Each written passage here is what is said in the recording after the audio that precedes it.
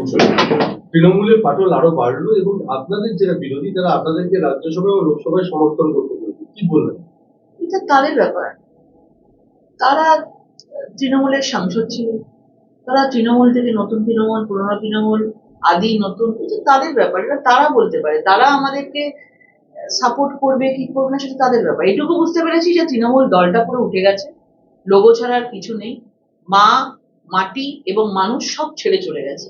সুতরাং তারা কি জনপ্রতিনিধিরাই এখন পড়ে আছে এবং তারা কি সিদ্ধান্ত নেবে, তারা নিজেদেরকে শেল্টার করতে কি সিদ্ধান্ত নেবে সেটা সম্পূর্ণ তাদের ব্যাপার। আমরা একটাই মিশন নিয়ে চলছি, বিকশিত ভারত। আমরা আগামী দিনে কিভাবে আমরা মানুষের ভালো করতে পারি, মানুষের সেবা করতে পারি, আমাদের লক্ষ্য, আমাদের মিশন কিন্তু, আমাদের মুখ্যমন্ত্রীর মিশন কিন্তু এটাই। সই জালিয়াতি কাণ্ডে আগের দিন কিছু অসঙ্গতি পাওয়ার পর আজকে আবার ফের অভিষেক গেছে। तो बीजेपी में नहीं आया भाई, पार्थभौमिक जो विक्षुब्ध दल है उसमें आ गया है। अगर विक्षुब्ध दल तृणमूल को शेष कर रहा है तो हमको पार्थभूमि से कौन पार्थभूमि यार, हमको क्या प्रॉब्लम है पार्थभूमि से? तृणमूल को शेष करने वाला हर आदमी से मेरा कोई प्रॉब्लम नहीं है, और जो तृणमूल में है उससे मेरा प्रॉब्लम है। तृणमूल है ही नहीं, वही तो बोल रहा है भाई, उसको शेष करने में जिसका कंट्रीब्यूशन है बोला कोई प्रॉब्लम नहीं है। सर, काल मदन मित्र के पॉलिटिक्स में कोई किसी से प्रॉब्लम नहीं होता है, पॉलिटिक्स में प्रॉब्लम आप लोग कराता है। দেশে মাত্র 500টি স্টার্টআপ ছিল, মাত্র 4টি ইউনিকর্ন ছিল। আজ প্রধানমন্ত্রীর দক্ষ অনুপ্রেরণাকারী নেতৃত্বে এই সংখ্যা বহুগুণ বেড়ে 2.6 লাখ স্টার্টআপ এবং 120টি ইউনিকর্নে পৌঁছে গেছে।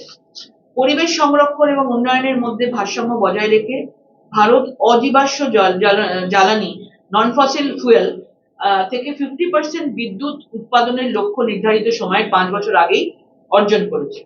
সাংস্কৃতিক দিক থেকে আমরা প্রচার যোজনার অধীনে আমরা 1700 কোটি টাকারও বেশি মানে আজকে আমাদের এই বিশেষ প্রেস কনফারেন্স, আমাদের মধ্যে উপস্থিত আছেন ব্যারাকপুর সাংগঠনিক জেলার সভাপতি তাপস ঘোষ মহাশয়, আছেন আমাদের ক্যাবিনেট মন্ত্রী এবং আমাদের নোয়াপাড়া বিধানসভা থেকে বিধায়ক নির্বাচিত হয়েছেন আমাদের পরিবহন মন্ত্রী অর্জুন সিং মহাশয়, আছেন আমাদের ব্যারাকপুরের বিধায়ক কৌস্তব বাগচি মহাশয়, আছেন আমাদের জগদ্দলের বিধায়ক রাজেশ কুমার মহাশয়, এবং আরো বাকি বিধায়করা আছেন যা আজকে এখানে উপস্থিত হননি, তারা নিজস্ব কাজে রয়েছে। আমাদের এই প্রেস কনফারেন্স সারা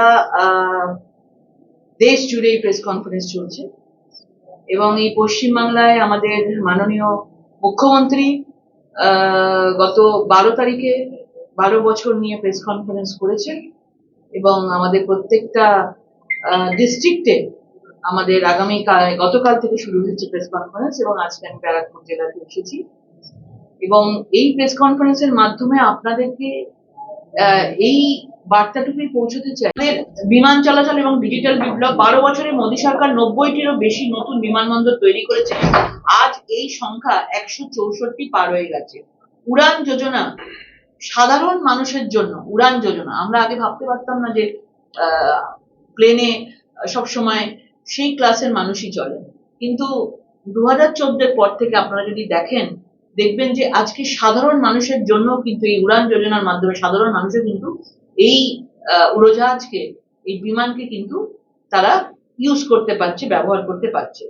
প্রযুক্তি থেকে জনকল্যাণ, ইজ অফ লিভিং এবং সহজ জীবনযাত্রা, ডিজিটাল বিপ্লব সাধারণ মানুষের জীবনকে সহজ করে তুলেছে এবং আমাদের ইজ অফ ডুইং বিজনেসে আমাদের এই ভারতবর্ষ 142 থেকে লাফিয়ে 63 হয়ে গেছে।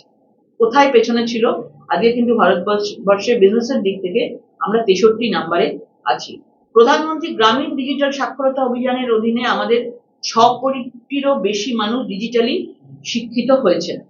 জিএসটি সংগ্রহকে 22 লাখ কোটি পার করে দিয়েছে।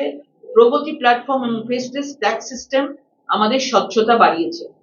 এছাড়া আমাদের জ্যাম, ট্রিনিটি, জনগণ, আধার এবং মোবাইল, এই তিনটে কানেক্টিভিটির মাধ্যমে আমরা 34 লাখ